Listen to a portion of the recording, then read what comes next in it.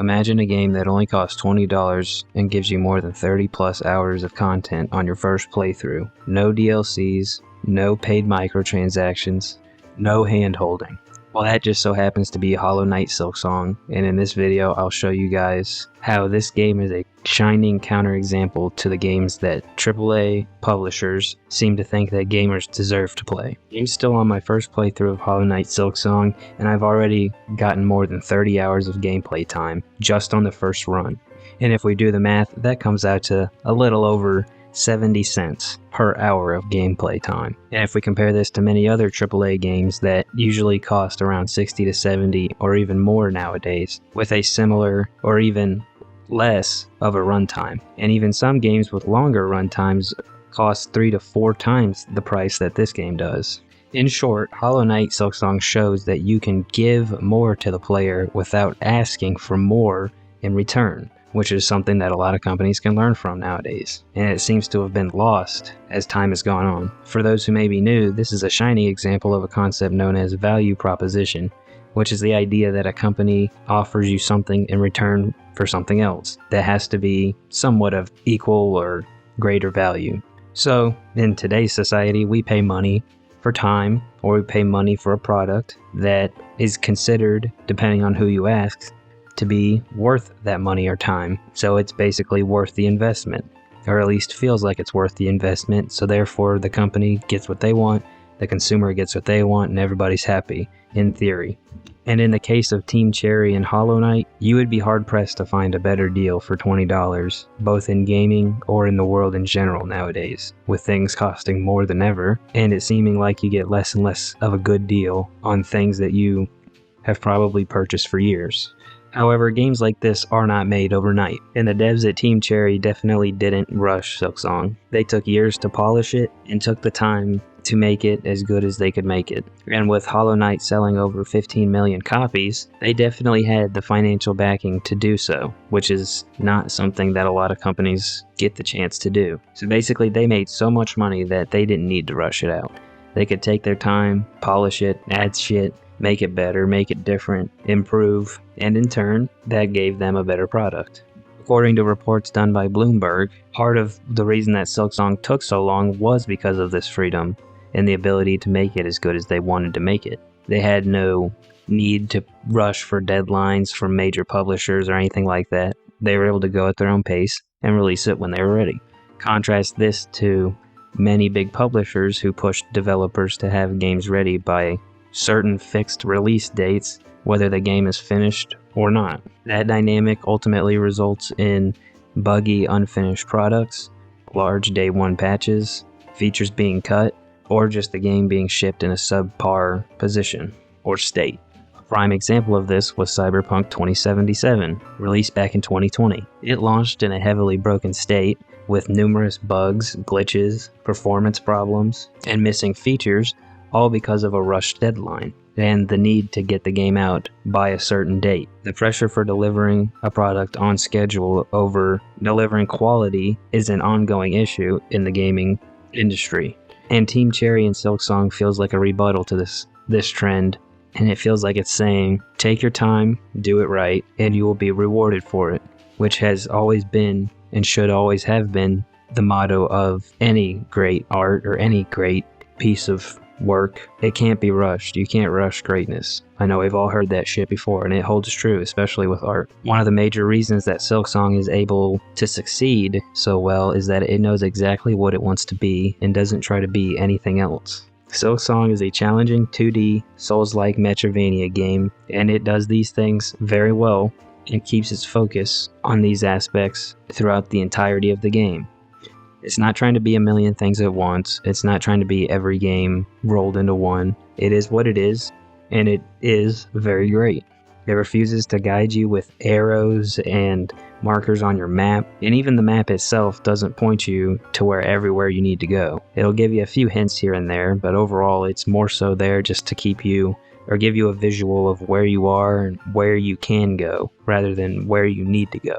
You'll be exploring and then puzzling out the directions yourself, and you'll need to follow environmental cues in order to determine where you need to go to next. And personally, at no point did I ever feel the need to look up any guides for this game, except for at the end whenever I was finally ready to go to the Citadel and I couldn't figure out where to go. Other than that, I didn't feel the need to look up anything, and I didn't look up anything.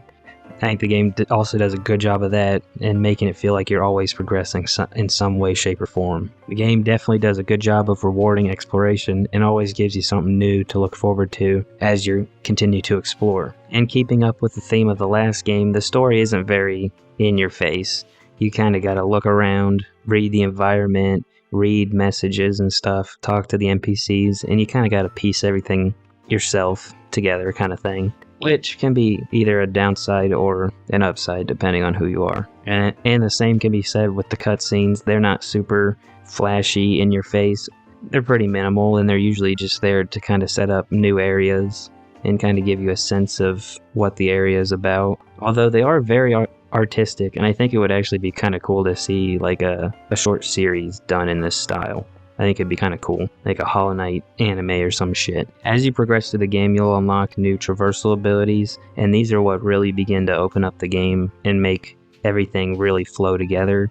Once you unlock the ability to run and like cling to the wall and all that shit, you're really fucking flying through the game after that. Doing acrobatic shit makes the combat a lot more fun and gives you more moves, all that kind of shit. The game's combat is very fun and definitely very expressive. You've got a lot of variety, you've got quite a few tools you can use, throwing stars, bombs.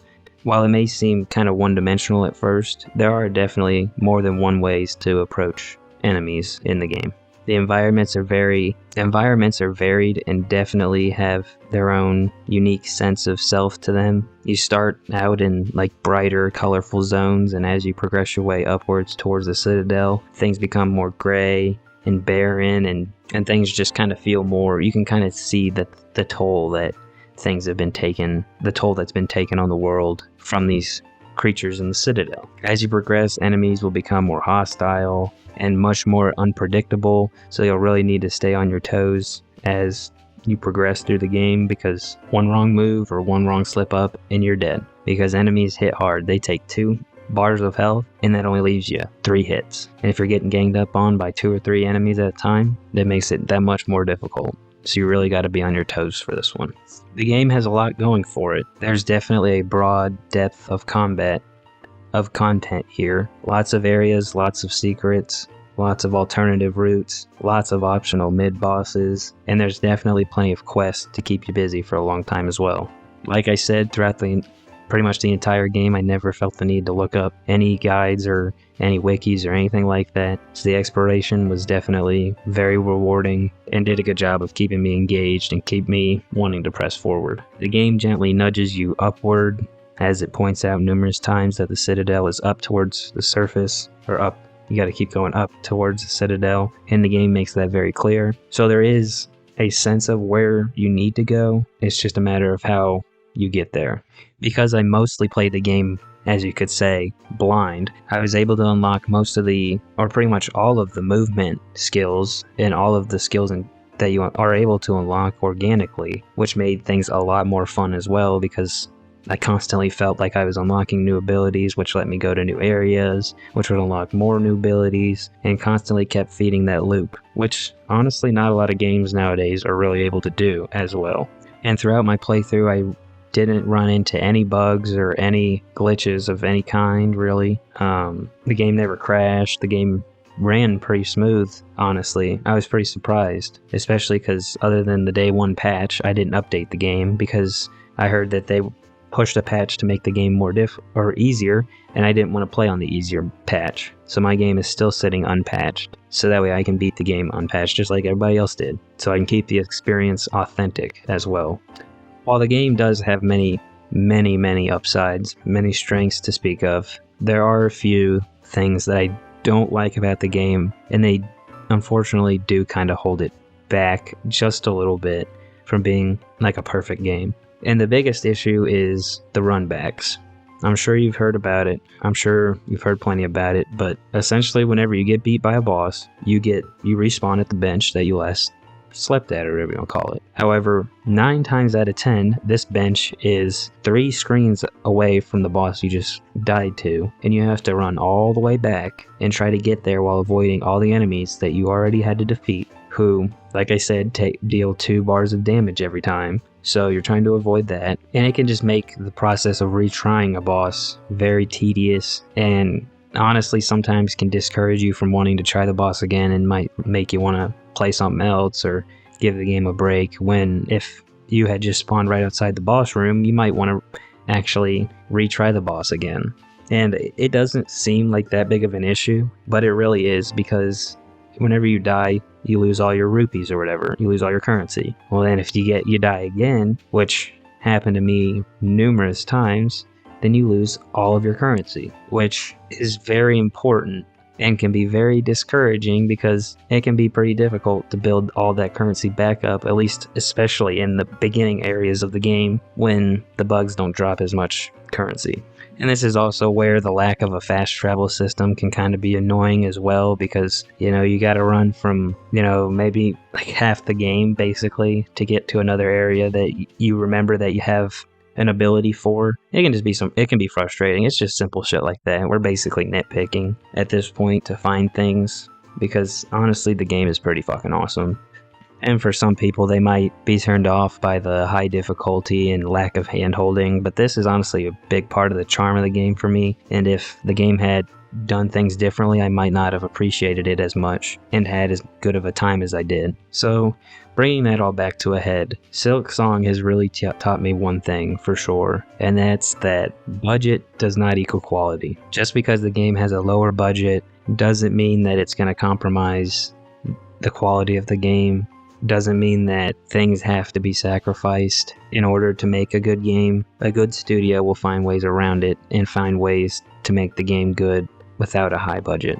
Publishers often take a big budget, big marketing, big price tag approach, but that obviously doesn't guarantee fun or coherence, and it takes passion to really make a good product. It takes the desire to want it to be the best in order for the product to come out as good as it can be. And there are many examples of games that launched at full prices, yet disappointed critically or commercially because of rushed, shallow, or bug-ridden design. Once again, Cyberpunk 2077 is an obvious one. Hyped big, sold big, but launched with massive performance issues as well as stability problems.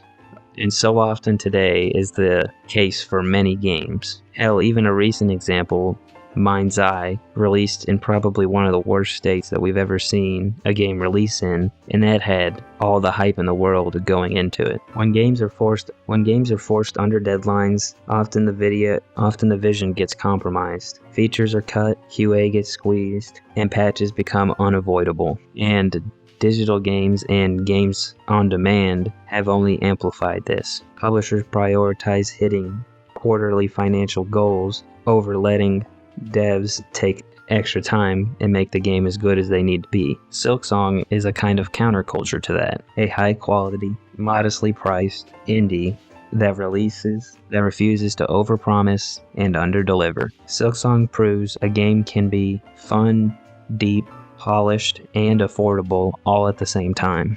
It challenges the notions that consumers should always pay $60 plus for a quote-unquote complete experience. And playing through this game has changed how I look at other games. Now I've begun to judge them by how much actual value they deliver over the price, not just relying on marketing and empty promises that publishers have relied on for so long. In a broader sense, Silksong is a reminder: developers who care, who craft with intention rather than quotas, can still thrive and still deliver to players a great experience that realistically can stand the test of time. And if more studios adopted this mindset, focus on the vision, the quality, and integrity over scale and squeeze, I think the entire industry as a whole would greatly benefit and would begin to at least start to be in a better place than what it's in now. And seeing what Team Cherry has done has really motivated me to hope that one day I can create something like this that can stand the test of time and really just be something that I create with this level of care and love put into it, and something to be proud of like Team Cherry has created. In the meantime, if you're still sitting on the fence on whether or not you should pick this one up, $20 for a deep, exploratory, challenging experience is really a no-brainer at this point. And honestly, what are you still doing here? Get into that shit, give it a playthrough, and come back to it. Let me know what you guys thought about it. But with that being said, if you found this video helpful or at least somewhat enjoyable, go ahead and leave a like, share the video to anybody else who you think would be interested in the video, or somebody who just appreciates good indie video games, and comment down below how many hours was your first playthrough of Silksong, or how many hours are you into it right now. And with that being said, guys, thank you all for watching. Stay cool, stay real, stay safe out there, and have a good one, guys. Peace.